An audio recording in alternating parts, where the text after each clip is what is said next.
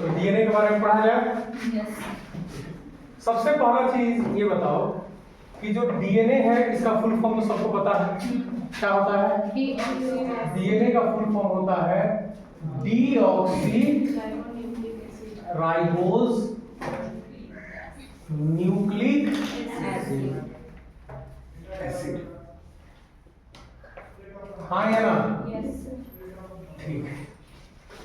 अगर आपसे पूछे कोई कि व्हाट इज डीएनए, डीएनए क्या है, तो आप क्या बोलोगे? Sir DNA is a genetic material which carry the characters from one generation to another generation, यही ना? लेकिन डीएनए एक मॉलिक्यूल के तौर पे क्या है, तो क्या बोलोगे? डीएनए एक मॉलिक्यूल के तौर पर एक एसिडिक सब्सटेंस है। डीएनए कैसा सब्सटेंस है?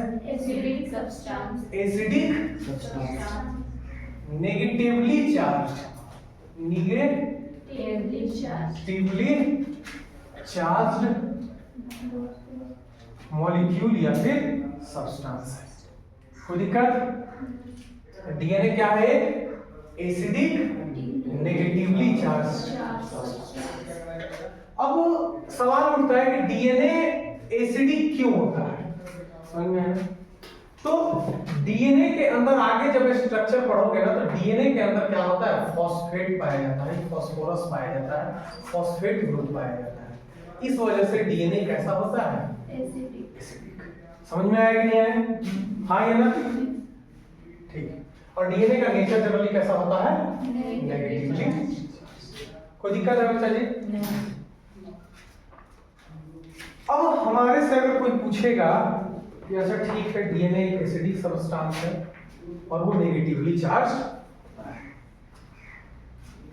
नेक्स्ट सर आप लिखे हैं डीएनए का फुल में, सर ये एक टाइप का न्यूक्लिक एसिड होता है, तो वाकई क्या डीएनए एक न्यूक्लिक एसिड होता है? तो यस। अभी जो पढ़ रहे हो डीएनए या आगे जो पढ़ोगे आप क्या चीज? आरएनए। दोनो't क्या है? It is a type of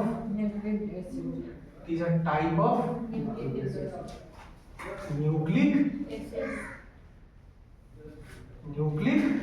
acid. ये टाइप का क्या होता है? क्या होता है? Nucleic acid. क्लियर? हाँ या ना? फिर से मेरे साथ बताइए, डीएनए क्या है?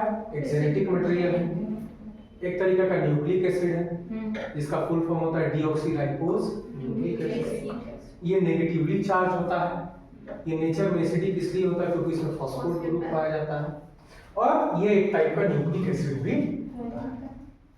अब सवाल ये उठता है कि सर ये न्यूक्लिक एसिड क्या होता है? समझ में आया कि नहीं? ये न्यूक्लिक एसिड क्या होता है? उठेगा कि नहीं उठेगा? तो न्यूक्लिक एसिड जो होता है ना बेटा जी, ये एक तरीके का चेन ऑफ न्यूक्लियोटाइड्स होता है। Chain of nucleotides. Nucleic acid क्या होता है? इस तरीका का सर चेन होता है। एक न्यूक्लियोटाइड, दो न्यूक्लियोटाइड, तीन न्यूक्लियोटाइड, चार न्यूक्लियोटाइड, पांच न्यूक्लियोटाइड, छह। इस तरीका से जो न्यूक्लियोटाइड्स का चेन होता है ना, ये सब क्या है? छोटा छोटा जो बेस है उसका क्या है? न्यूक्लियोटाइड्स। ये जो न्यूक्लियोटाइड्स का एक लंबा चेन होता है, वही चेन हमारा क्या होता है?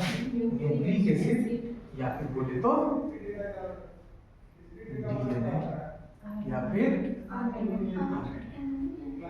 हाँ या ना? समझ गए बात को? अब बोलोगे सर आप एक एक पे एक एक। सबसे पहले आपने बोला कि डीएनए एक तरीका का न्यूक्लिक एसिड है, फिर आपने बोला कि डीएनए अगर न्यूक्लिक एसिड है, समझ में आया कि नहीं आया? क्या मेरा चेहरा नहीं दिख रहा है क्या? कोई बात नहीं, आवाज आ रहा है। डीएनए एक तरीके का लिखावट भी ना करता है कुछ वीडियो में? ठीक है। तो डीएनए एक तरीका का अगर न्यूक्लिक एसिड है, तो हम क्या बताएंगे? न्यूक्लिक एसिड क्या है? तो हमने क्या बताया कि न्यूक्लिक एसिड एक तरीका का न्यूक्लियोटाइड्स का चेन है। हाँ, अब फिर तुम कंफ्यूज हो गए, क्या क्या बताओ सर, अब ये न्यूक्लियोटाइड्स क्या है? हाँ या ना? अगर तुम न्यूक्लियोटाइड समझ जाओगे तो ऐसे बहुत सारे न्यूक्लियोटाइड्स आपस में क्या होंगे, जॉइन होकर क्या बनाते हैं, हमारा डीएनए और या फिर हाँ ये ना, यानी मेन हमको क्या समझना है, व्हाट आर द न्यूक्लियोटाइड्स, आखिर ये न्यूक्लियोटाइड्स क्या होते हैं, बात समझ में आया। तो अभी हम क्या नेक्स्ट समझ में जाएंगे, न्यूक्लियोटाइड्स क्या होते हैं, समझे हाँ या ठीक है। चलिए तो बताते हैं, हम समझते हैं न्यूक्लियोटाइड को।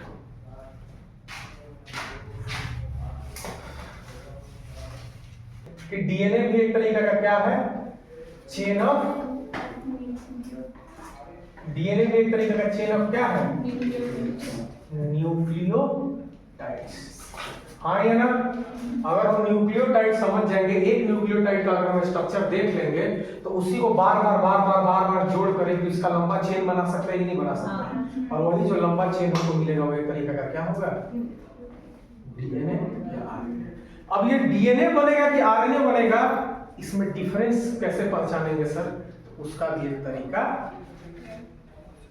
किसी को कुछ डाउट हो तो पूछना, कुछ प्रॉब्लम है यहाँ तक, नो सर, किसी को प्रॉब्लम है, तो अभी हम समझने जा रहे हैं एक न्यूक्लियोटाइड को, किसको, आखिर सर ये न्यूक्लियोटाइड जो है वो क्या होता है, आखिर ये जो एक न्यूक्लियोटाइड है, तो देखो न्यूक्लियोटाइड एक ऐसा स्ट्रक्चर होता है ना जो 3 चीज से मिलकर बनता है, कितने चीजों से, 3 चीज से।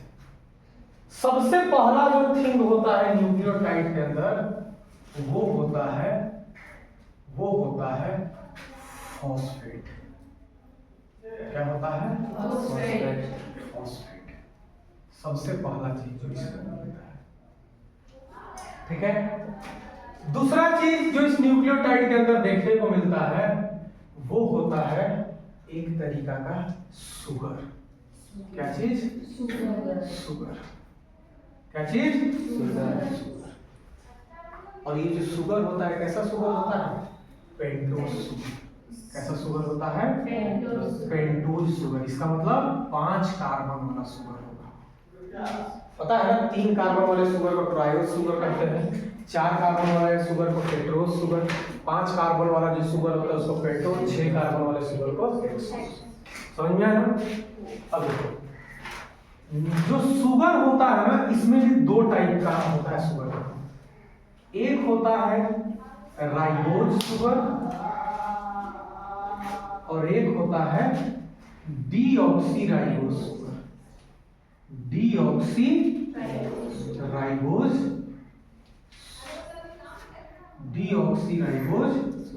सुगर, बस यही अंतर होता है डीएनए और आरएनए। राइबोज सुगर हमको देखने को मिलेगा आरएनए में और डीऑक्सीराइबोज सुगर हमको देखने को मिलता है, बस यही एकमात्र अंतर होता है, नहीं तो जो फॉस्फेट आरएनए में होता है वही फॉस्फेट डीएनए में होता है।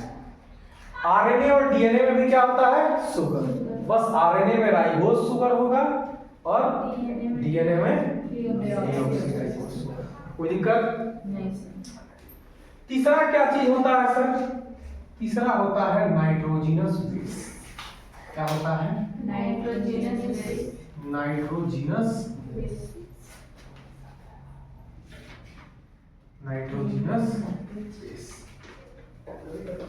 समझ में आया कि नहीं आया, तीसरा क्या होता है, नाइट्रोजिनस बेस। तो ये 3 चीज फॉस्फेट, सुगर और नाइट्रोजिनस बेस, ये 3 स्ट्रक्चर जब आपस में मिलते हैं तो एक क्या बनता है, समझ में आया, एक क्या बनता है, एक क्या बनता है, एक क्या बनता है, क्लियर होगा, हाँ या ना। अब फॉस्फेट जो है वो जुड़ेगा सुगर के साथ और सुगर के साथ जुड़ेगा नाइट्रोजिनस बेस, तो एक क्या बनेगा, न्यूक्लियोटाइड, ठीक है, कोई दिक्कत। आइए यहीं पर हम थोड़ा स्ट्रक्चर को भी समझ लेते हैं कि राइबोज शुगर का स्ट्रक्चर देखने में कैसा होता है और डीऑक्सीराइबोज शुगर का स्ट्रक्चर। फॉस्फेट जो हमको देखने को मिलता है वो कैसा होता है? फॉस्फोरस रहता है, हाँ या ना, जिसमें एक तरफ वो डबल बॉन्ड होता है ऑक्सीजन की तरफ से और तीन तरफ वो जुड़ा होता है इसकी तरफ हाइड्रोक्सिल ग्रुप यानी OH ग्रुप। ये जो फॉस्फेट ग्रुप है यही हमको देखने को मिलता है। स्ट्रक्चर समझ गए? तीन तरफ से हाइड्रोक्सिल ग्रुप OH से जुड़ा होता है और एक तरफ डबल बॉन्ड। इसका और ये छटा दोगे तो O negative O negative O negative इस फॉर्म में भी लिखा रहता है, लेकिन इसका स्टैंडर्ड फॉर्म ये है। समझ गए? अच्छा, राइबोज शुगर और डीराइबोज शुगर का सर स्ट्रक्चर कैसा होता है? तो यहाँ लिख दे रहे हैं RNA, ताकि समझ जाइएगा आप लोग कि RNA के अंदर है और ये किसके अंदर है? DNA के अंदर। ये डीऑक्सीराइबोज, यहाँ थोड़ा स्पेस, डीऑक्सीराइबोज शुगर जो कि हमको मेनली किसमें देखने को मिलता है? अब देखो दोनों का स्ट्रक्चर में क्या अंतर होता है। ये ऑक्सीजन हो गया, ठीक है, इस तरीके से एक कार्बन, दूसरा कार्बन, तीसरा कार्बन, चौथा कार्बन और यहां से पांचवा कार्बन यहां होता है, ठीक है। अब ये कैसा होता है? CH2OH हुआ ना, नीचे क्या होगा? H, यहां पर OH, यहां पर OH, यहाँ पे OH, This is our structure of ribose sugar. This is the first carbon, this is second, third, fourth और तो पांच कार्बन है ना, पांचवा कार्बन से कोई जुड़ा हुआ है, इसीलिए शुगर कैसा होता है? समझ रहे हो ना? हाँ ये ना। अच्छा, डीऑक्सीराइबोज शुगर देखो है ये भी एक तरीका का क्या? राइबोज शुगर, लेकिन डी मतलब हटा दो, ऑक्सी मतलब ऑक्सीजन को, एक ऑक्सीजन को हटा दो राइबोज शुगर से बन जाता है क्या चीज? डीऑक्सीराइबोज। अगर तुम इसी राइबोज शुगर के अंदर से सेकंड पोजीशन से ये एक O को हटा दोगे ना, ऐसे हटा दो, ठग गया, अब ये जो बन जाता है वो क्या बन जाता है? डीऑक्सी। तो डीऑक्सीराइबोज शुगर कैसे बनेगा? ऑक्सीजन, हाँ या ना,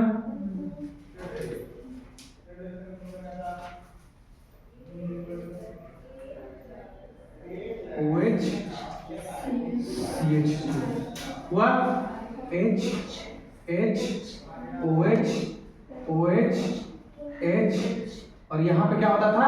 H और नीचे OH ना, लेकिन एक O को हटा दो तो सिर्फ क्या बचेगा? H। तो ये जो शुगर बना जहाँ से एक O का कमी आ गया तो यही हो जाता है डीऑक्सी, यानी एक ऑक्सीजन की कमी वाला राइबोज शुगर। तो ये वाला शुगर हमको देखने को मिलता है DNA में और ये वाला शुगर हमको देखने को मिलता है RNA में। बात समझ में आ गया? अब नाइट्रोजनस बेस को जरा समझते हैं हम, ठीक है, समझ गए? सबसे पहला पार्ट एक न्यूक्लियोटाइड के अंदर क्या होता है? फॉस्फेट ग्रुप, दूसरा क्या होता है? शुगर ग्रुप और तीसरा क्या होता है? नाइट्रोजनस बेस, हाँ या ना। अब ये नाइट्रोजनस बेस भी दो टाइप का होता है। कितने टाइप का होता है? दो टाइप। एक पिरिमिडीन और दूसरा प्यूरीन। दूसरा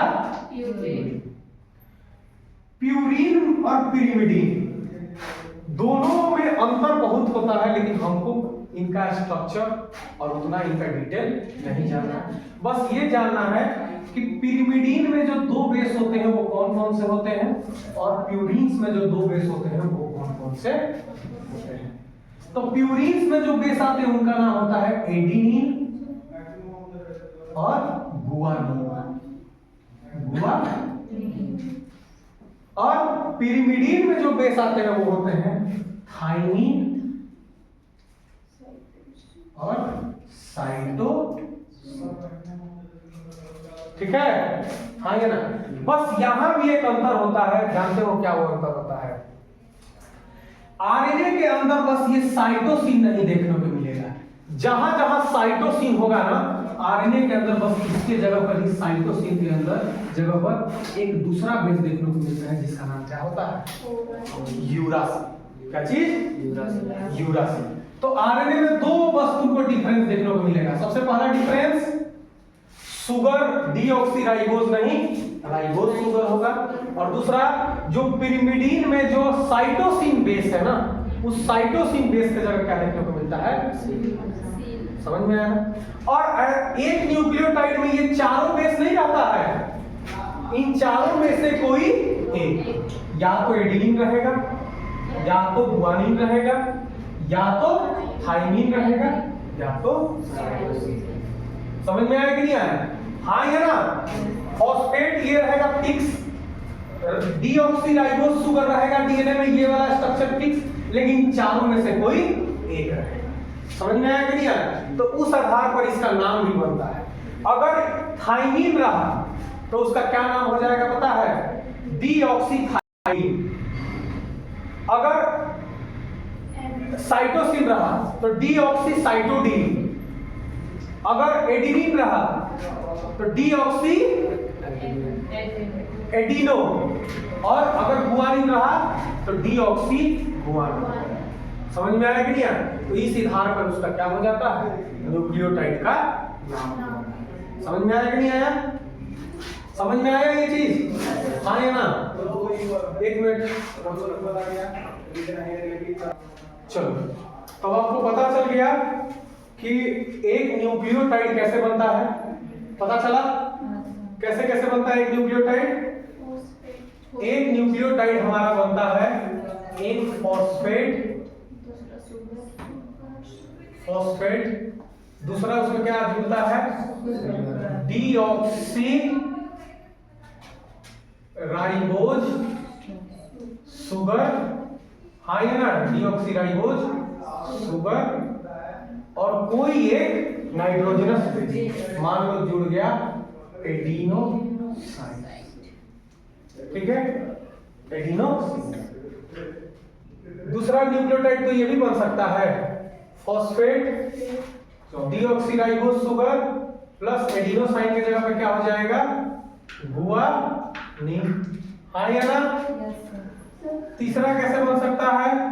फॉस्फेट प्लस डीऑक्सीराइबोज शुगर क्या हो सकता है? थाइमीन। और चौथा कैसे बन सकता है? फॉस्फेट डीऑक्सीराइबोज शुगर और क्या हो जाएगा उसके जगह पर? क्या क्या है? Adenine, guanine, thymine, cyto. यही ना होगा? तो ये चार टाइप के न्यूक्लियोटाइड हमको देखने को मिलेगा। तो क्या नाम होगा न्यूक्लियोटाइड का? अगर मान लो फॉस्फेट डीऑक्सीराइबोज शुगर और एडिनोसिन, ये एडिनिन, एडिनोसिन होते हैं, एडिनिन, ये तीनों अगर मिलता है तो क्या बनता है? समझ में आया कि नहीं? जो न्यूक्लियोटाइड बनता है उसका क्या नाम होता है? तो इसका नाम क्या हो जाएगा बताओ तो? इसका नाम हो जाएगा डीऑक्सी, क्या नाम हो जाएगा? Deoxy,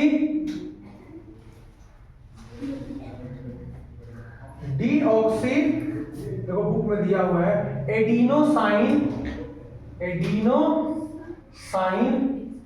monophosphate.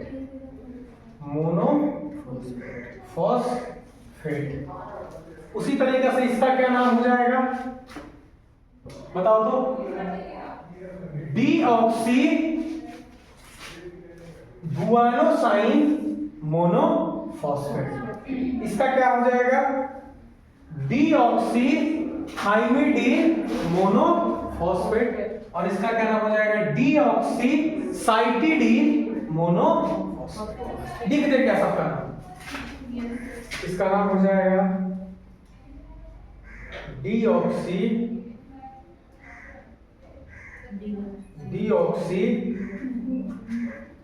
Guanosine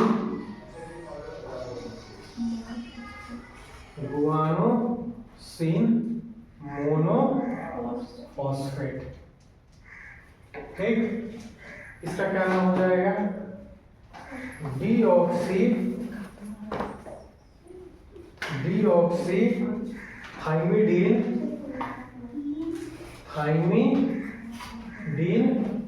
monophosphate,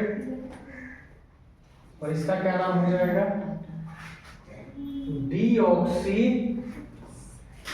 cytidine monophosphate. हाँ या ना? तो हमारा जो न्यूक्लियोटाइड होगा वो या तो क्या होगा, वो क्या होगा?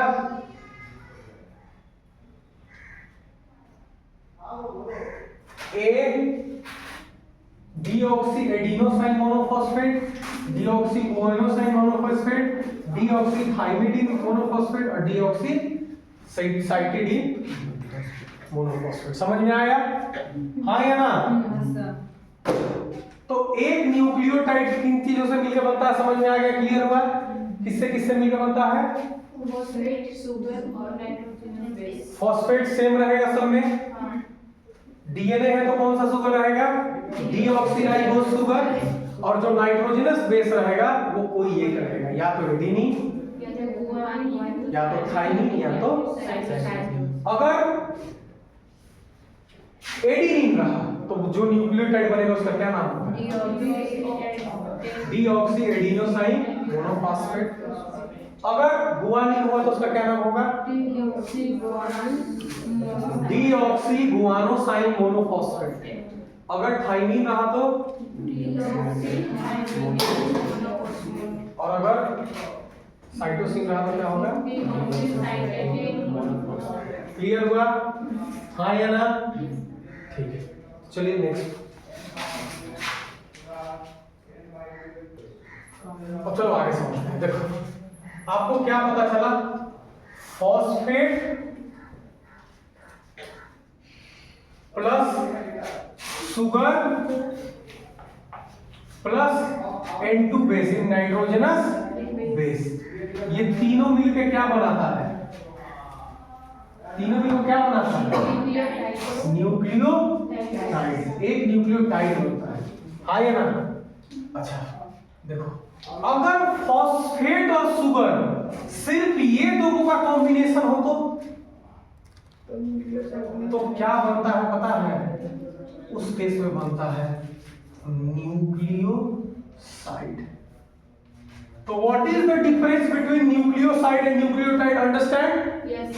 Nucleoside is the combination of phosphate or pentose sugar, but nucleotide is the phosphate, sugar और nitrogenous base। यानी ये भी तो हम बोल सकते हैं, अगर बोलना चाहे तो, कि one nucleoside plus nitrogenous base it gives a nucleotide. बोल सकते हैं कि नहीं बोल सकते हैं? Yes. हाँ या ना? बोल सकते हैं बच्चा? Yes, sir. क्या बोल सकते हैं? Yes, sir. हम तुमसे पूछना चाह रहे हैं कि डीएनए क्या है? एक तरीका का चेन होता है। हाँ या ना? डीएनए एक तरीका का क्या होता है?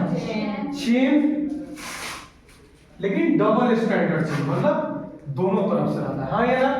तो ये चेन किसका होता है? न्यूक्लियोसाइड का कि न्यूक्लियोटाइड का?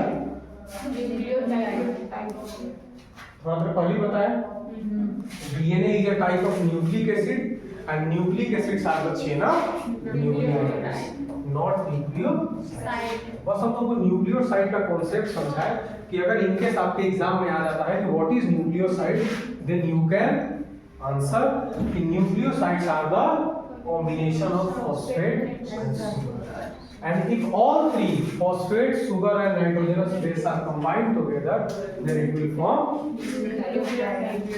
understand? Yes, sir. अब हम समझते हैं, क्या जानते हो, लिंकेज, कि आखिर एक फॉस्फेट और शुगर कैसे जुड़ता है। फिर समझेंगे कि फॉस्फेट और शुगर जुड़ के जब न्यूक्लियोसाइड बन गया तो फिर उनके साथ नाइट्रोजनस बेस कैसे जुड़ता है। हाँ या नहीं? और जुड़ने के बाद हमारे सामने क्या बन गया? एक अगर न्यूक्लियोटाइड बन भी गया तो एक न्यूक्लियोटाइड दूसरे न्यूक्लियोटाइड के साथ कैसे जुड़ता है। हाँ या ना? फिर ये जुड़ कर अगर एक चेन भी बना लिया तो हम तो पढ़े हैं कि डीएनए दो, अरे पढ़े हो ना, DNA is a double stranded, मतलब इसमें दो चेन्स होता है कि नहीं? देखो एक ये चेन दिख रहा है, ये एक चेन होता है न्यूक्लियोटाइड्स का, होता है?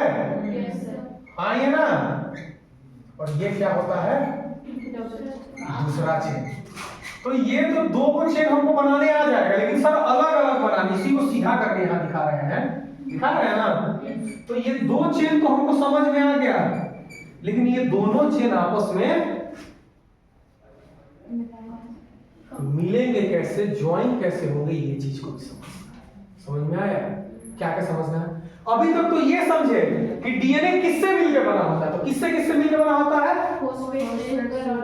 फॉस्फेट, शुगर और नाइट्रोजनस बेस। और जब ये तीनों मिलते हैं तो एक बनता है क्या चीज? न्यूक्लियोटाइड। और जब बहुत सारे न्यूक्लियोटाइड बनता है तो एक चेन बनता है डीएनए का, एक स्ट्रैंड बनता है डीएनए का, और ऐसे दो स्ट्रैंड आपस में जुड़ता है तो एक डीएनए का थ्रेड धागा होता है।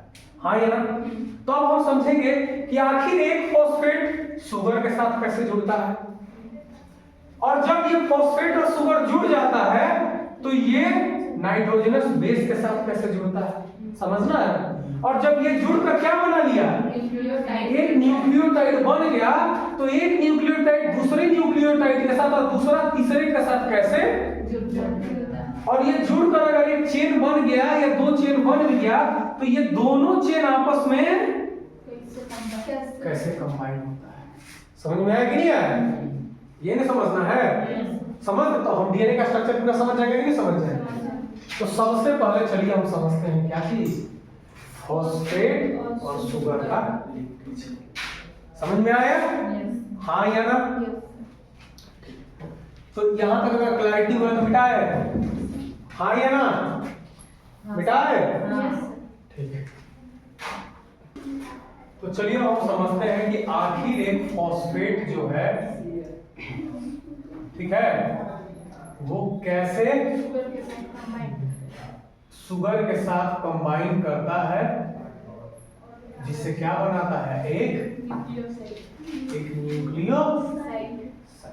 कोई दिक्कत नहीं? तो देखो सबसे पहले हम क्या करते हैं, शुगर बनाते हैं। क्या बनाते हैं? शुगर।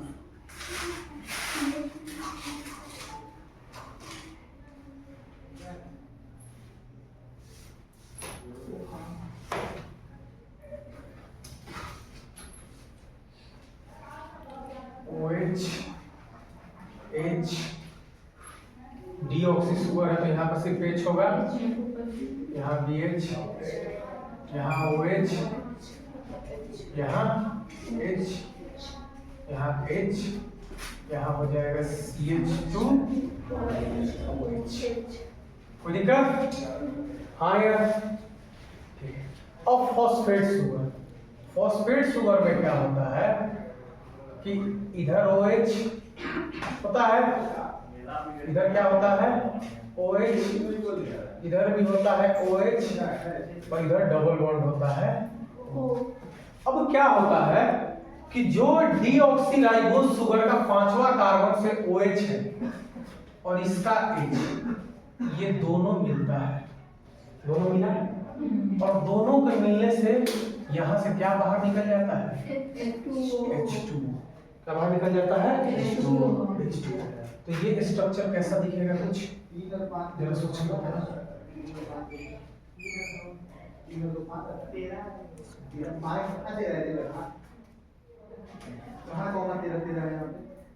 OH H, ये हो गया H H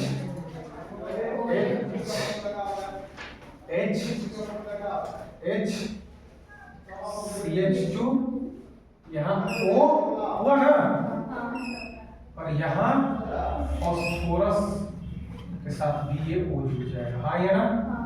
एक तरफ OH, एक तरफ OH और दूसरा तरफ, हाँ या ना? और यहाँ पर ये जो बॉन्ड बना ना, इस बॉन्ड को बोलते हैं phospho mono ester bond. Ester क्या बोलते हैं इसको? Phospho mono ester. समझ में आया? तो अब ये जो बना फॉस्फेट प्लस शुगर, ये जो बना ना, ये क्या बना? This is our nucleoside. समझे? हाँ या ना? अरे हाँ या ना? अब इसी न्यूक्लियोसाइड में हम एक क्या जोड़ देंगे? Nitrogenous base. तो हमको क्या मिल जाएगा? एक न्यूक्लियो क्या मिल जाएगा? तो आइए जरा समझते हैं न्यूक्लियोटाइड का भी स्ट्रक्चर। हाँ है ना? तो एक न्यूक्लियोसाइड हमारे सामने कैसा होता था?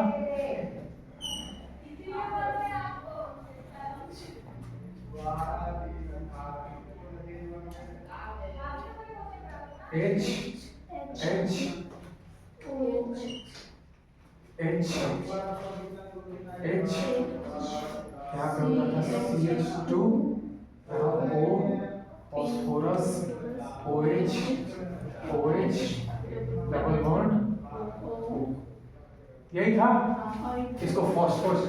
अब इधर में देखो H और यहां पे जो OH था ना, और इधर का जो नाइट्रोजनस बेस था, इसके साथ यहां पर क्या बन जाता है? अब नाइट्रोजनस बेस का हमको स्ट्रक्चर यहां से भी क्या निकलता है? एक H2, एक OH और उधर से क्या चीज H लेंगे, एक H2O बन के यहां से निकलता है, और यहां भी नाइट्रोजनस बेस और ये कार्बन फर्स्ट का जो ये है ना, ये जो बॉन्ड बनता है, इस बॉन्ड को क्या कहा जाता है जानते हो? ग्लाइकोसिडिक इसको क्या बोलते हैं? Glycosidic bond. और यहाँ पे जो बॉन्ड बना था उसको क्या बोले थे? फॉस्फोएस्टर। क्या बोले थे? क्या बोले थे? इसको क्या बोले थे? ग्लाइकोसिडिक। अब देखो यहाँ एक फॉस्फेट भी है, पेंटोस शुगर, एक नाइट्रोजनस।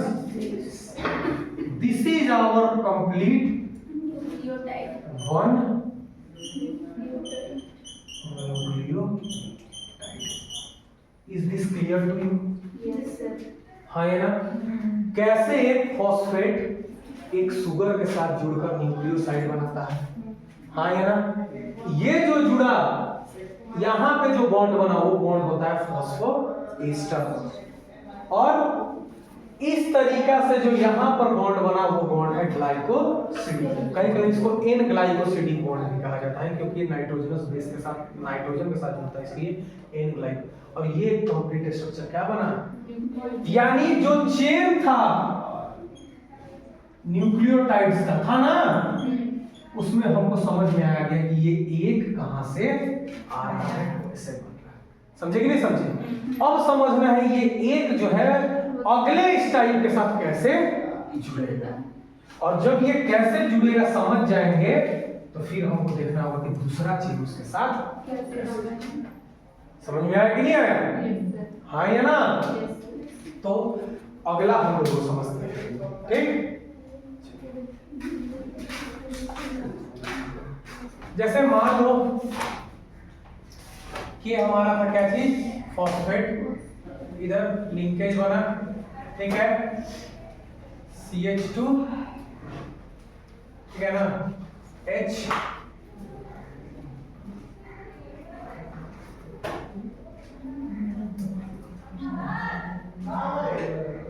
OH, H,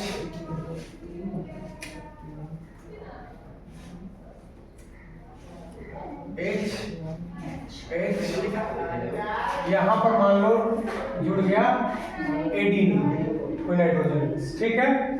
यहां पर था क्या चीज? H। कोई दिक्कत? अभी ये एक न्यूक्लियोटाइड है ना, इसको कंप्लीट कर देते हैं। OH, ये एक न्यूक्लियोटाइड है, हाँ या ना? ये इसका नाम बताओ तो क्या है? D।